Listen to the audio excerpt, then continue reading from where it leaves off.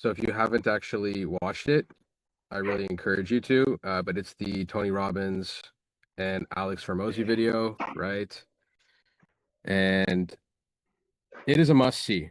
It is a must see because it explains a concept that, quite frankly, a lot of you guys, if you have the privilege of pushing your careers to the ultimate maximum in your lives, you will be able to get to that point that they illustrate in the video. And that point is from the me to the mission. I'm going to be straight up with you guys. And again, I say this with a lot of love, but a lot of you guys are selfish. And I say this not in a bad way, I say it in a good way, because we all start off by being selfish. A lot of you on the call are coming from a place of extreme pain, and as are me, Mike, and Adrian.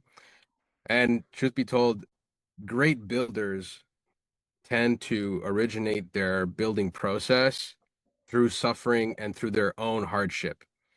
And that is something where Alex Hormozi in that video explains extremely clearly. So maybe, as you know, in my case, it was my father. And for other people here that I know personally, it has been other, usually family related traumas that push us to build, right? So it's either we want to prove someone wrong. It's kind of like a revenge founder, founders tend to have this kind of like chip on their shoulder. But at some point, that same motivation that got you started will eventually destroy you. And if you don't change from the selfish version of yourself to the selfless version of yourself, you will not be able to achieve true happiness. And that's what I want to talk to you guys about today on this call. So I want to break down that video, and then you guys can go all watch it on your own time. And I'm happy to have like one-on-ones if you guys want to talk a little bit more about it. But hopefully with this, you guys will be motivated to go and watch it. So I tailored the video specifically to the operators, you guys. There's a lot of stuff for founders and other stuff, but I took what it was and I did it for you guys.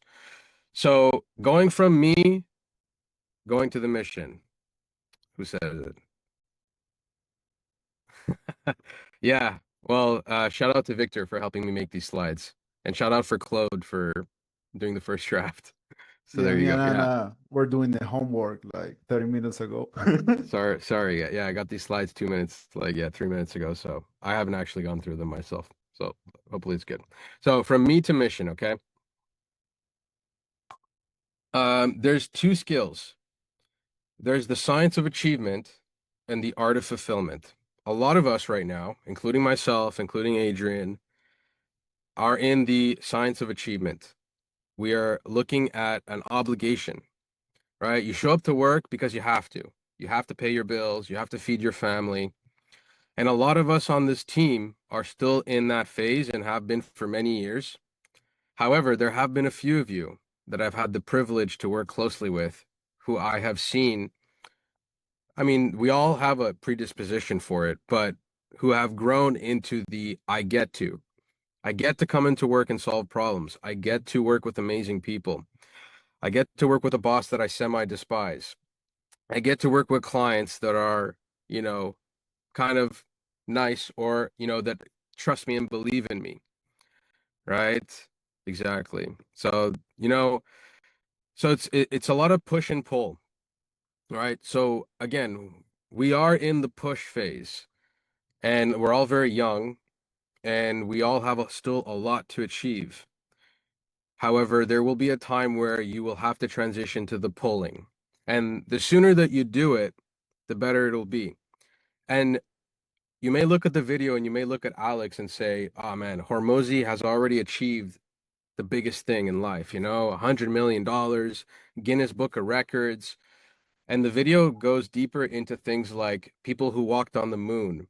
And it doesn't always have to be these very big things because big is relative to each one of us, right? For some people, it can be escaping a war, right? For people trapped, like, for example, I just remember I had a buddy in Ukraine back in the day when the war was starting. All he cared about was getting out of Ukraine, right? And for different people, it is different things, and big is relative for everyone. So It's more about when you have your goal and it's obligation driven. You have to do it. This is my duty. Passion is suffering. But eventually, once you achieve this goal, you'll be left with an emptiness.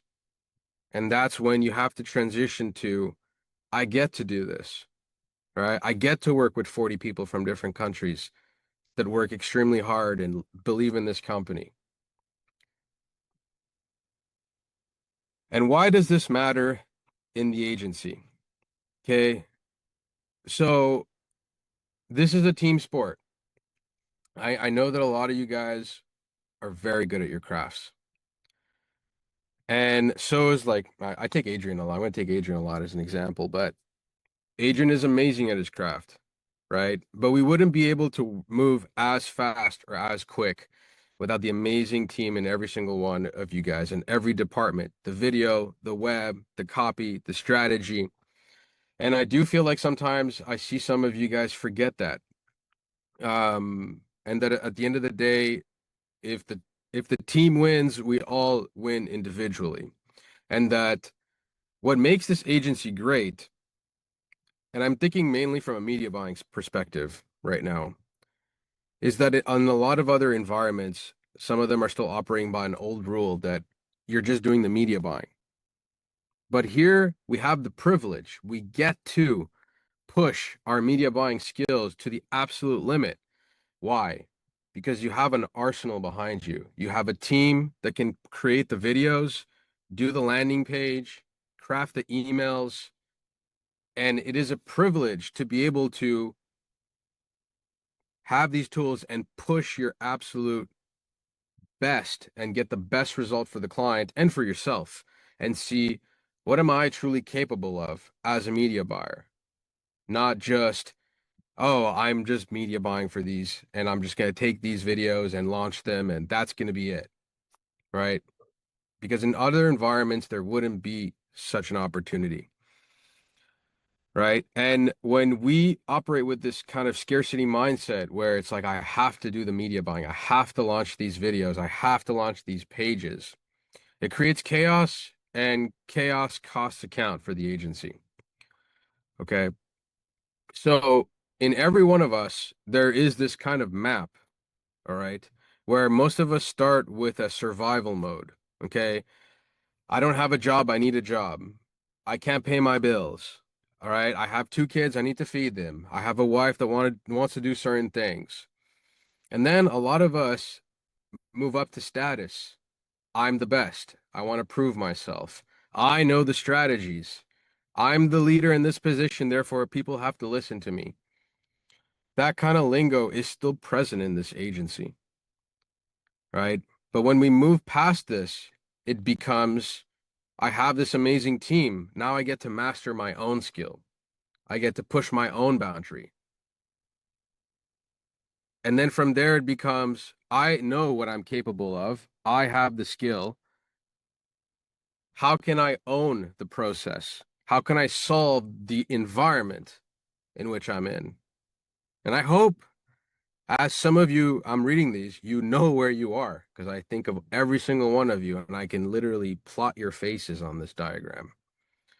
And then building beyond yourself, which I believe none of us are at that point yet, but we will get there and it will be beautiful.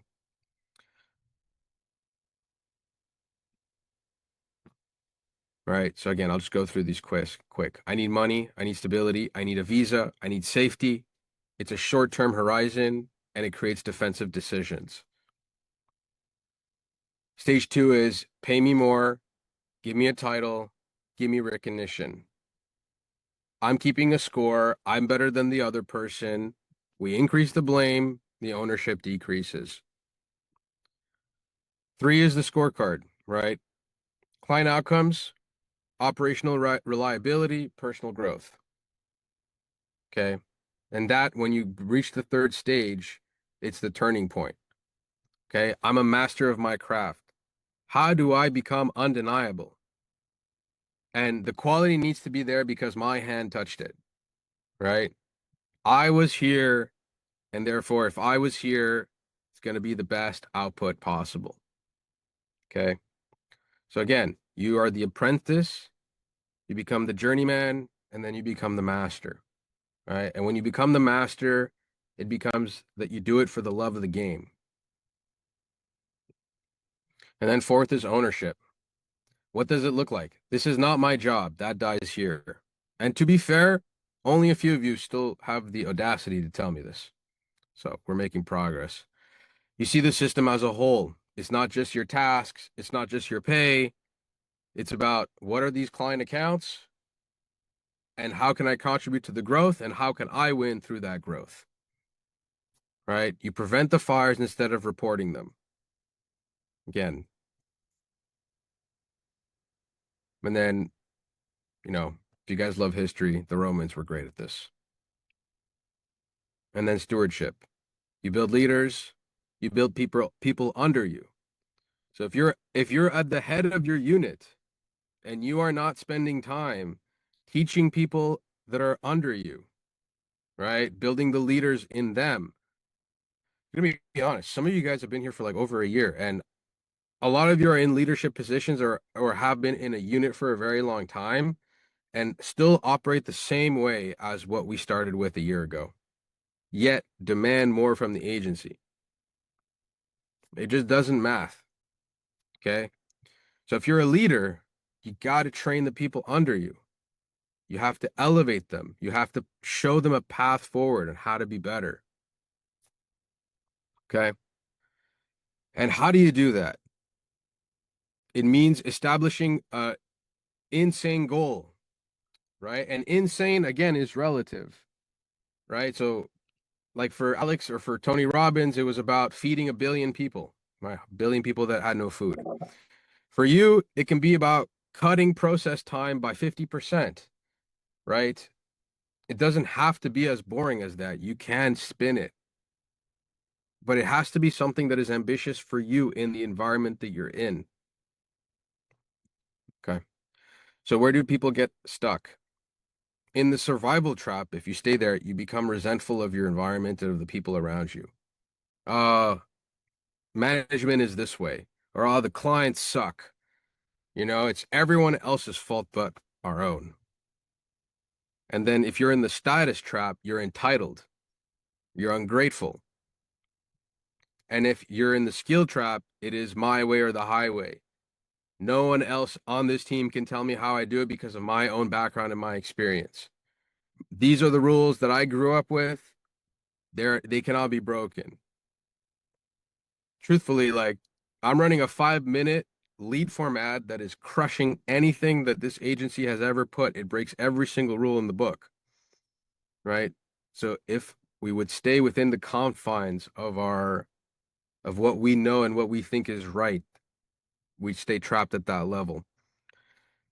And then the ownership trap is when we burn out, right? Where we take too much upon ourselves, we care too much about the others, and we just can't keep going, right? And that also means that we are not teaching other people.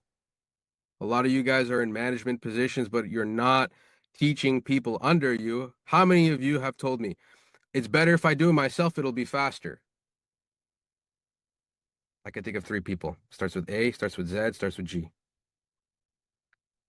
And that's because you care a lot about what you're touching. You have extreme pride and you want the quality to be there, but it's not a sustainable outcome in the future. Right? And a lot of you are ascending this and teaching your team, right? And in turn, they are teaching you.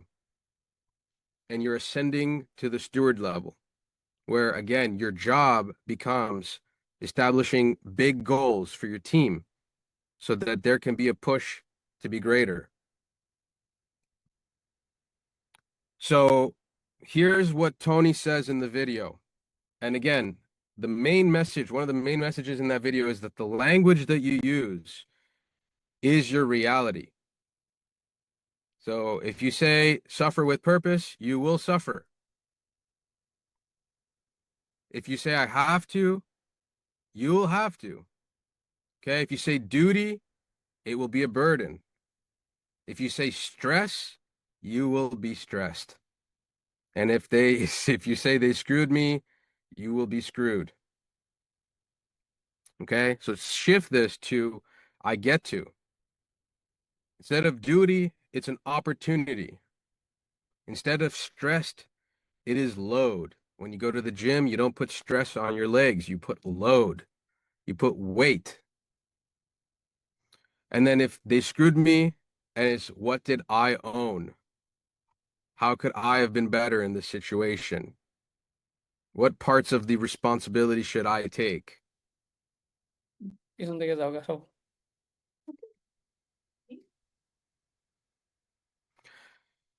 So again, just kind of tying this all back to the agency is like reliability, ownership, quality, preventing problems, making the team better. This is how we're going to move forward. This is how we're going to get what we all want in life. And here are the current culture commitments. We protect the client trust. We ship on time. We're having trouble right now with shipping on time. We tell the truth early. And by truth, it could be things that are outside of work, to be fair. If something's bothering you, something's preoccupying you, something is keeping you in a stage and causing you to behave in a certain way, tell the truth about it. Fix the systems, not the symptoms.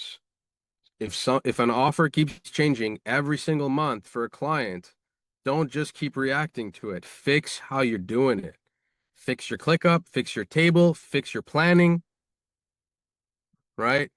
Don't just rely on management to pick your mess up. And we earn our raises through outcomes. Okay. Better output, less management involvement, clients buying more or referring, giving reviews. That's how you make more money here. And then pick your stage and then climb. So identify your stage privately, obviously. Pick one upgrade for the next 30 days and attach it to a scoreboard metric. So in that 5 stages, see where you're at and challenge yourself to go beyond that. It'll be visible to everyone.